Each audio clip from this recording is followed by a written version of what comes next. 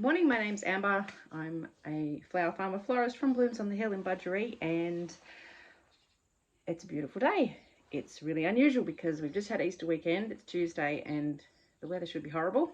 It was fairly horrible on the weekend, but it's been odd. Anyway, it's looking like it's going to be sort of low 20s this week.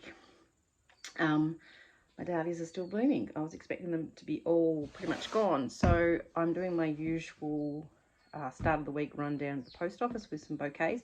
So I've just picked 4 buckets of dahlias, bit of a mix with some zinnias. They're still going. And I thought you just might like to see just how I put bouquets together. But when I pick them, I go with an individual like 4 individual buckets, and I'll pick a bouquet at a time. So I've just filled this bucket with the flowers I'm going to use for that bouquet.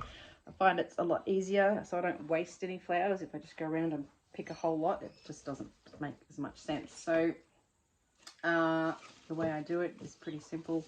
Speed is of essence, really. If you're making up a heap, you'd want to be doing it quickly, because time is money. So I've gone with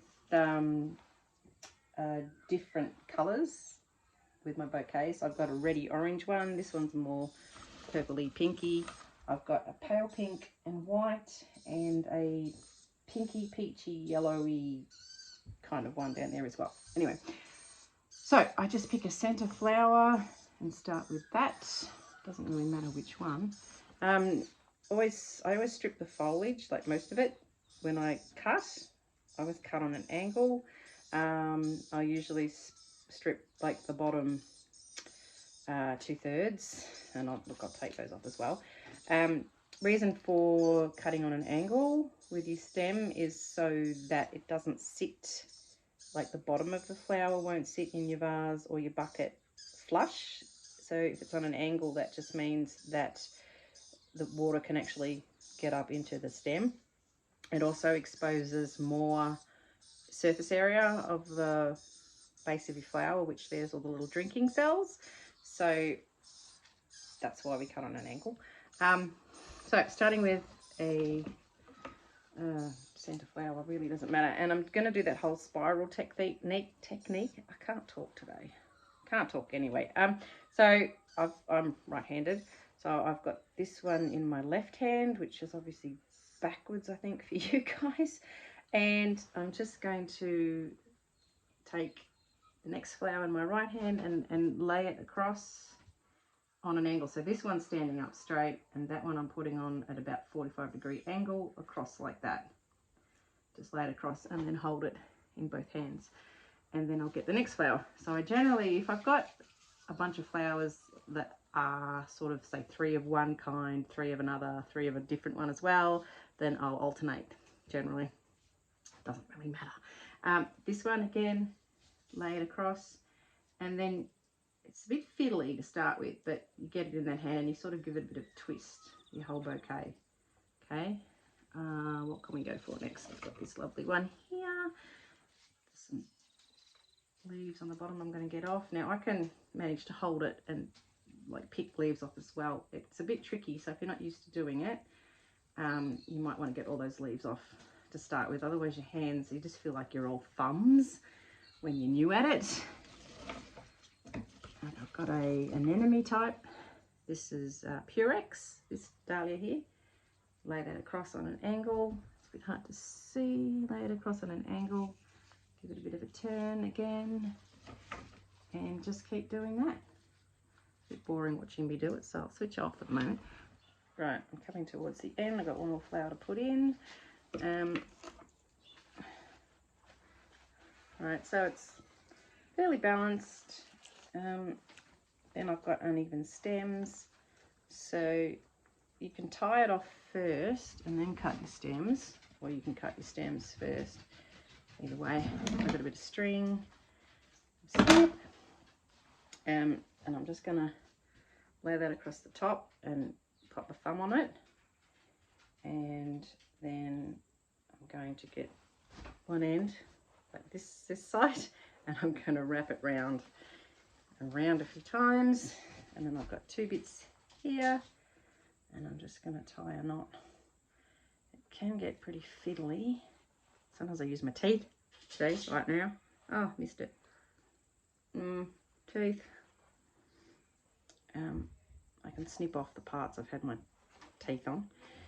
And that's really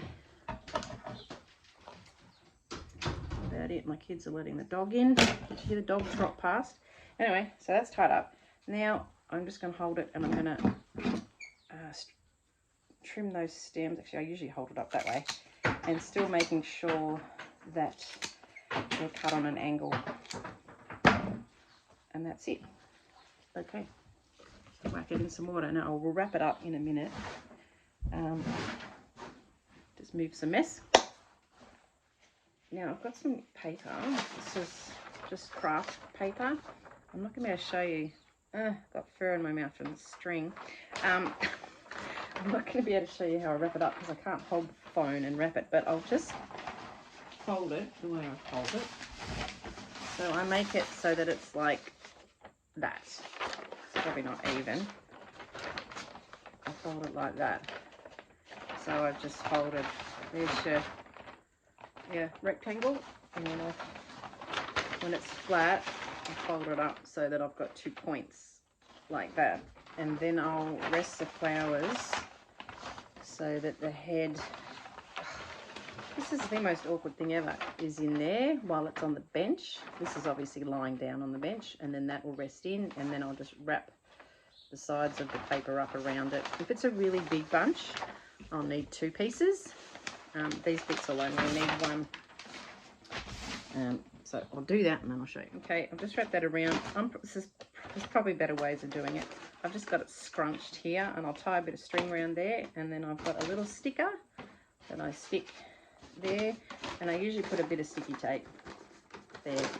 So it's not really rocket science, but it just sits up like that and looks fairly neat. I should get some nice tissue paper. That might be next season's edition, I think, but I just haven't got round to it yet. But that would look nice. There's a little bit of coloured tissue paper in there. So the other colours I'm going to do are bouquet in reds and oranges. I've got pinky peachy with some yellow, and I've got just white with, you know, pretty pink. I'll do those now. Oh, I like this one. It's looking sweet. This one's really pretty, and there's a ladybird in there somewhere too. All right, that's them done. It's all done. So all I do now is I take a photo of those so I can put them on social media just to tell people that there's bouquets and that's what they look like. And then get them down to the post office now. And I'm running late. Okay, so yes, I just have to, I pack things up in boxes. So I'll take those bouquets down to the post office in my buckets. When I cart things around in my car, I've got a whole Tetris of cardboard boxes. I actually got a couple of wooden crates that I always take 2 buckets down. So I've just got to go grab my dog. He likes to come down to the post office as well. And that's about it, really. So I hope you've enjoyed watching me put some bouquets together. It's pretty simple. Everything to do with flowers takes ages, but practice makes perfect. Well, practice makes speed, really, is more the thing. It used to take me forever. Now it's not that bad. So anyway, have a good day, and I'll see you next time. Bye. Are you coming, Jen? Yeah, you ready to come? Pack yourself. Yeah.